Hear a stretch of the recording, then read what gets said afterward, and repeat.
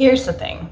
Many people say they don't meal plan or they don't like meal planning, but if you eat dinner, you have a meal plan. Your plan might be running to the grocery store 5 nights a week. Your plan might be it gets to 5 o'clock and you don't have a plan, so you run to the grocery store then, or you run by Chick-fil-A, but you have a meal plan. It may not be a very good meal plan. It might be a meal plan that leaves you frazzled and spending too much money, but you have a meal plan. If you would like a better meal plan, today in this video, we are busting some meal planning myths. And I have a really hard time saying the word myths, so that's gonna be fun to repeat multiple times in this video.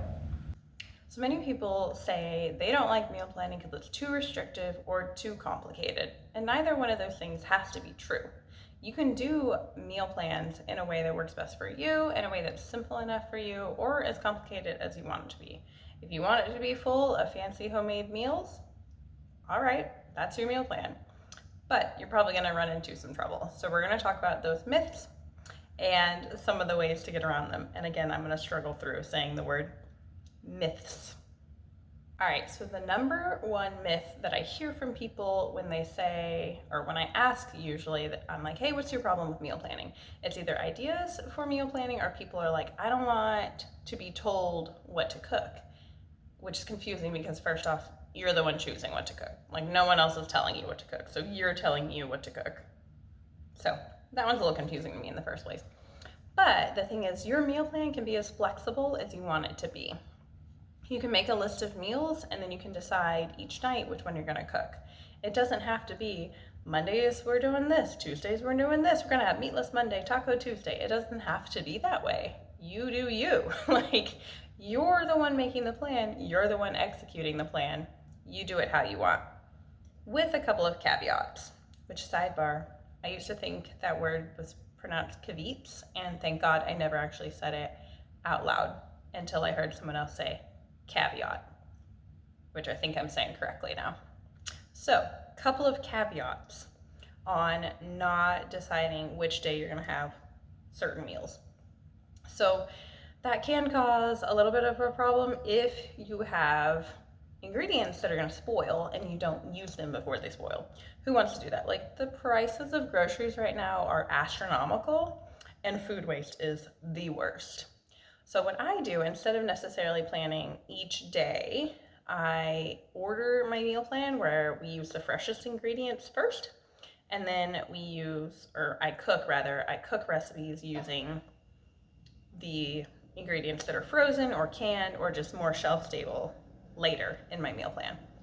So I may have something where I need cilantro or mushrooms. They go bad really fast. I know I need to make that in the first 2 to 3 days after grocery shopping. Usually I make it the day, like mushrooms in particular. I usually make a meal with mushrooms like the day I go to the grocery store because I already know I'm gonna be mad if I go to cook that meal in a few days and those mushrooms are disgusting. So that is an important factor in deciding when you're gonna cook what. Sure, you can be flexible, but you need to keep that in mind. If you're okay with potentially wasting some food, you can bump meals back and bump meals back, but then you're gonna have to go buy those ingredients again. You see where the issue is there? So make your plan, notice which recipes have the freshest ingredients, and just keep that in the back of your mind, or if you have your meal plan written out, put a little star by those, and just remind yourself, I need to cook these as soon as I can. Again, it doesn't have to be, okay, Monday we're having this, Tuesday we're having this, just Monday through Wednesday, this meal needs to be cooked because it has mushrooms that are gonna get slimy. Make sense? The other thing I keep in mind when ordering my meal plan or semi-deciding which days to have what meals is how busy my evenings are. Right now, I actually am being pretty strict with planning which meals I'm having on what night, just because that's the season of life I'm in. I have one day of the week where I work at a different office and it's a longer drive and I get home later.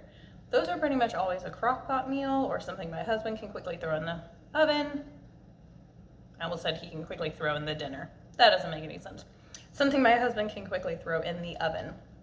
So those nights I do decide this meal that day out of necessity.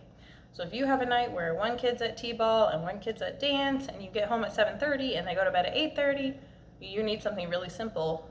Or what I'm going to talk about in my next point, which is another myth is that people believe meal planning means you have to have homemade, from scratch, complicated meals making up that meal plan. Definitely not true.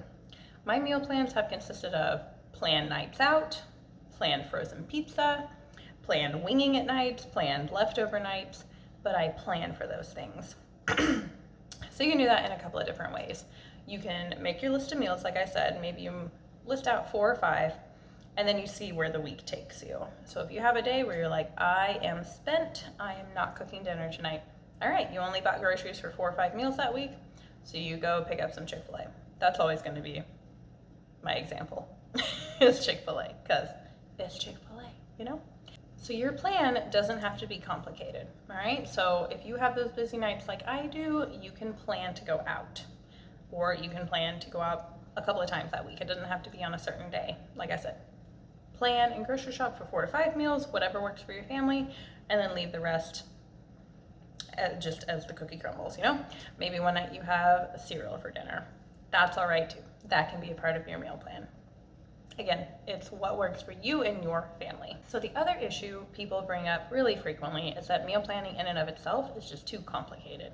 People say that the process of deciding meals and choosing what to shop for at the grocery store is too complicated. Which brings me back to what I said in the intro to this video. If you eat dinner, you have a plan for dinner. You do have a meal plan. Again, your meal plan may be, I run to the grocery store 5 nights a week. We end up in the drive-through line more than I like. We're scrambling for dinner and I'm cooking a recipe that I thought I had all the things for, and then I realize I don't have an ingredient. You have a plan. It might be a bad plan, but you have a plan. You may be winging it, that might be your plan, but you have a plan for dinner. So you can pick your heart, you know? You can either scramble, be flustered, spend a lot of money, waste a lot of food and time, or you can put in the time up front. You can make your meal plan, you can execute your plan. You can make your plan, execute your plan, right? Or you can scramble, be stressed, be flustered, be spending a ton of money at the grocery store, and still going out to eat. That's usually what happens, right? Is you spend a ton of money at the grocery store and you still find yourself in the drive-thru or at Chipotle or wherever, right? We want to avoid that.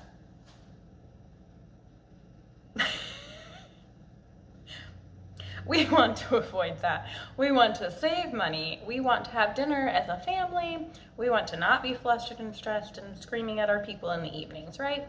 Oh, so my very next video, we're going to talk about the different types of meal planning and how to determine which one is best for you, which one is best for the season of life you're in, which ones you want to try. You can combine them, and kind of the pros and cons of all of them. Because again, even if you think you aren't a meal planning person, you are.